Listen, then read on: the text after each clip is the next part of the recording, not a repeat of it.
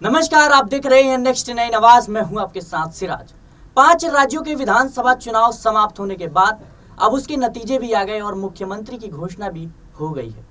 लेकिन आज बात करेंगे लोकसभा चुनाव की। क्या इन विधानसभा के सेमीफाइनल में बीजेपी ने अपना लोकसभा का जो परिणाम है उसको सेट कर लिया है?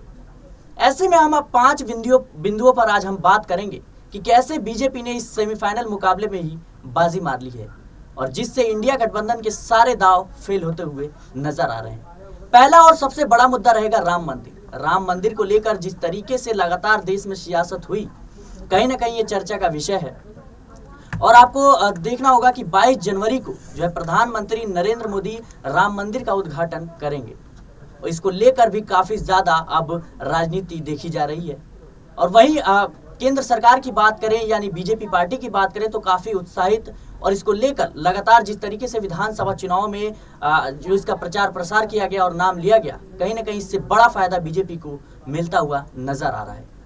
क्योंकि राम मंदिर जो है एक देश का बड़ा गंभीर मुद्दा था और एक बड़ा मुद्दा था जिस पर सुप्रीम कोर्ट ने फैसला सुनाया और राम मंदिर जो है अब बनकर लगभग तैयार है। और प्रधानमंत्री नरेंद्र मोदी लगातार जो है या बीजेपी पार्टी इसका क्रेडिट लेने का कोशिश कर रही है। फैसला भले ही सुप्रीम कोर्ट का हो, लेकिन बीजेपी पार्टी जो है लगातार ये दावे करती है कि बीजेपी ने ही सारा कमाल किया है। वही हम दूसरे फैक्टर की बात करें तो अनुच्छेद 370 बीते दिनों धारा 370 पर जो है सुप्रीम कोर्ट ने यानी 11 दिसंबर को सुप्रीम कोर्ट ने केंद्र सरकार के उस फैसले को सही ठहराया था, जबकि धारा 370 जो है कश्मीर से हटा दिया गया था। और जो सुप्रीम कोर्ट ने साफ तौर पर यह आदेश दिया था कि फैसला जो है वो कहीं ना कहीं संवैधानिक तौर तरीके से किया गया है और साथ में चुनाव आयोग को यह आदेश दिया था कि जल्द से जल्द कश्मीर में जो है चुनाव किए जाए। लेकिन जिस तरीके से बीजेपी जो है लगातार ये दावे करते हुए नजर आती है कि जब से जो है धारा 370 कश्मीर से हटाया गया है, आतंकवाद खत्म हुआ है, विकास हुआ है और प्रधानमंत्री के नेतृत्व में जो है कश्मीर लगातार आगे बढ़ते हुए नजर आ रहा है। इस मुद्दे पर भी लगातार देश में सियासत होती हुई देखी गई और अभी भी होती आ रही है।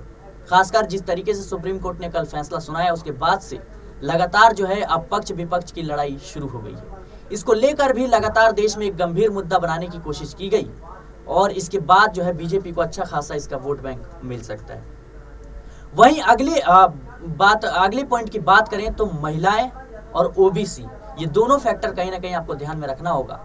और जिस तरीके से महिलाओं के लिए मध्य प्रदेश में लगातार जो है शिवराज सिंह चौहान ने अपनी योजनाओं के जरिए महिलाओं को जो है अपनी पार्टी के तरफ ध्यान केंद्रित किया और जिस तरीके से लाडली बहना योजना, लाडली लक्ष्मी योजना और शिवराज सिंह चौहान की एक पहचान बन गई, उसके बाद से जो है महिलाओं का 10% वोट जो है विधानसभा चुनाव में मिलता है और वो बीजेपी को इसका अच्छा खासा फायदा देखने को मिलता है। तो इससे साफ तौर पे जाहिर होता है कि महिलाओं का विश्वास बढ़ाने में कहीं ना कहीं बीजेपी कामयाब हुई है। भले ही जो है महिला पहलवान या तमाम जो मुद्दे थे उसको दबा दिया जाए तो बीजेपी जो है अभी तक इस मामले में सफल होती हुई नजर आई है। वही हम चौथे फैक्ट की बात करें तो जिस तरीके से बीजेपी ने अपनी योजनाओं का प्रचार प्रसार किया है, इसका भी लोकसभा में काफी ज्यादा फायदा देखने को मिल सकता है। और वहीं बात करें कि मोदी की गारंटी, प्रधानमंत्री ने जिस तरीके से विधानसभा के चुनाव में जो है जब प्रचार प्रसार हो रही थी उसके बाद जो अपने भाषणों में लगातार जिक्र करते हुए आते हैं कि करप्शन के खिलाफ जो है मोदी की गारंटी है। और जिस तरीके से लगातार प्रधानमंत्री का जो भाषण आता है उसके बाद से जैसे ही धीरज साहू के घर पर 300-350 से ज्यादा करोड़ों की संपत्ति मिलती है, उसके बाद से और भी ज्यादा इसकी चर्चा बढ़ गई है। और कहीं ना कहीं अब जनता के बीच जो है ये मैसेज जाने लगा है कि इंडिया गठबंधन कितनी भी बातें कर ले लेकिन करप्शन कहीं ना कहीं वहां भी है और इससे काफी ज्यादा जो है मुझे लगता है बीजेपी को फायदा मिलने वाला है। वहीं आखिरी जो पॉइंट की बात करें तो हिंदुत्व पर जोर, बीजेपी का इसमें कोई दो राय नहीं है कि एक खास एजेंडा रहता है हिंदुत्व पर जोर। एक खास देश के एक खास समुदाय को कहीं ना कहीं उस पर राजनीति करते हुए बीजेपी देखी जाती है, तो इसका वोट बैंक भी काफी अच्छा खासा देखने को मिल सकता है। फिलहाल के लिए इस खबर में इतना ही। देश और दुनिया की तमाम खबरों के लिए बने रहना नेक्स्ट नई आवाज के साथ।